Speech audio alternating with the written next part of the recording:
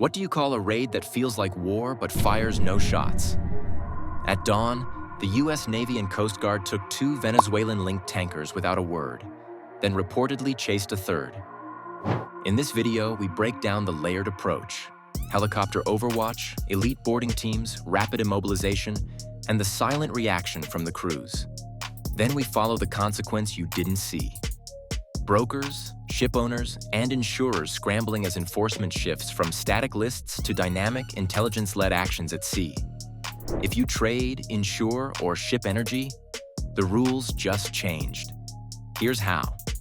Before we move on, please take a moment to subscribe to the channel and like the video. Before sunrise is where surprise lives. At 5:20 a.m., local time, the horizon is a smudge. Deck lights glare, and circadian rhythms do half the work. No radio barked a warning because silence was the plan. A dawn window shortens choices for everyone on board. Routine fatigue, low light, and the watch rotation all align to blunt reaction. When there's no announcement and no paperwork, the first awareness isn't a voice. It's motion. That timing made the tactic. Overhead, a helicopter held off the ship's quarter, high enough to avoid a direct silhouette, but close enough to dominate the sky.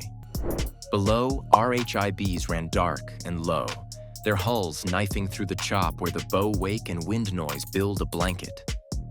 The boarding team split by role and route, each person with tasks drilled to seconds. One element owned the ladders, another rode the rope. The rest staged to flood the first deck, not with shouts, but with presence.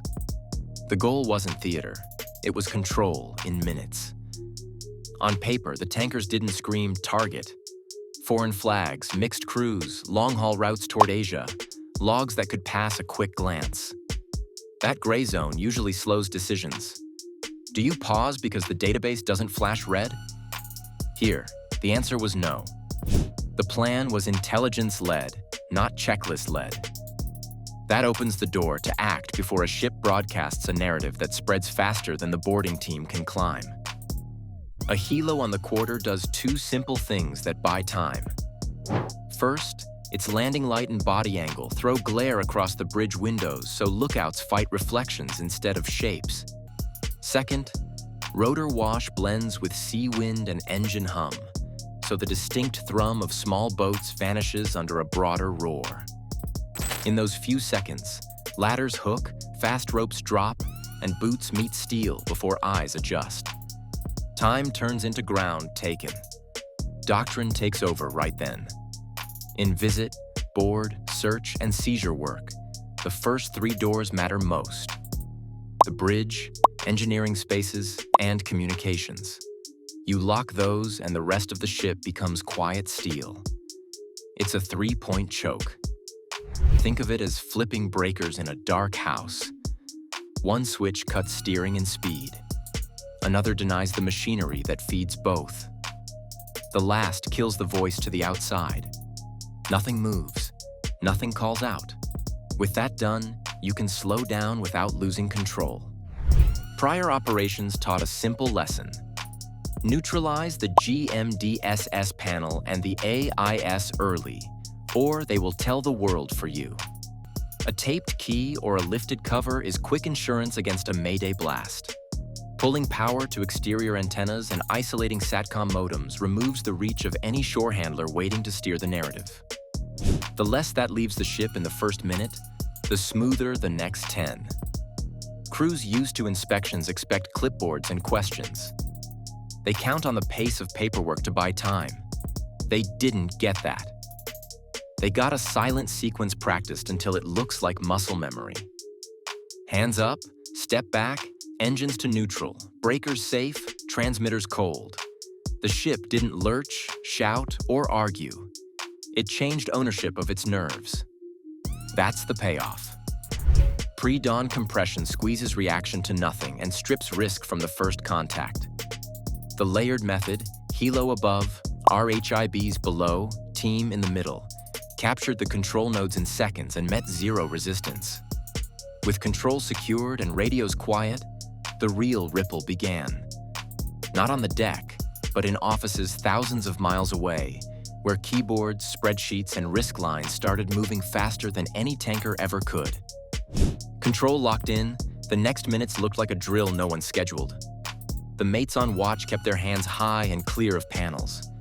The officer of the watch stepped back from the helm, heels to the bulkhead, eyes on the team lead, waiting for instructions he already knew by tone. Down below, engineering froze mid-sequence.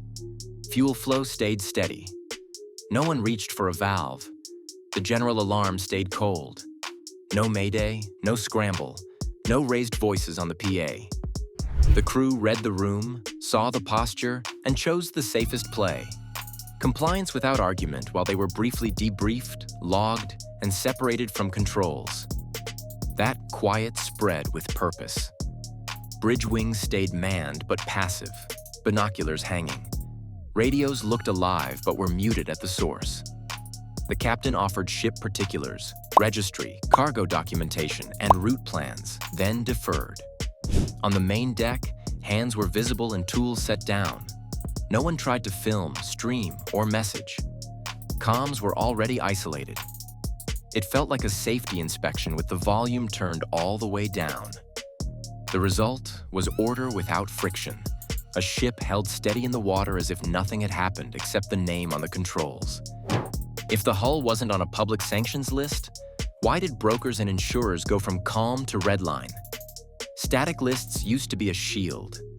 You checked an OFAC table, screened counterparties, filed a due diligence memo, and sailed. That logic breaks when enforcement moves faster than publication. A single seizure can be an outlier and gets chalked up to a paperwork quirk. A second, close in time and method, flips the board. Overnight, risk models don't ask, is it on the list? They ask, could it be next? That one shift multiplies cost before anyone moves a barrel. Less than 2 weeks prior, another Venezuelan-linked tanker was taken under near-identical conditions. Same pre-dawn window, same layered approach, same clamp on the ship's ability to shout. 2 hits in quick order signal intent rather than accident. Analysts flagged the pattern, and that word moved markets more than a press release would. Because when pattern replaces chance, every voyage looks like a coin toss with new odds that no one had priced on Monday. Underwriters price uncertainty, not headlines. When enforcement turns intelligence-led, the model stops being a checklist and becomes a live feed. Exposure isn't just who you trade with. It's who they traded with 5 hops ago, where the hull last went dark, which STS transfer sat outside port limits, and which beneficial owner sits behind a shelf.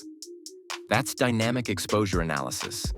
You add a buffer for opacity, then add another for speed of action, and the premium climbs. On some lanes, the math says walk away instead. Reports noted at least one seized vessel didn't appear on public treasury lists. That detail put P and I clubs, reinsurers, and ship financiers into a bind.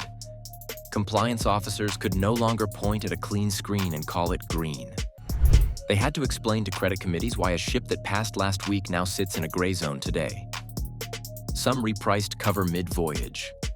Some asked for rider clauses to carve out exposures linked to certain trades, even if not formally sanctioned. Others paused new deals until their legal teams could redraw the boundary.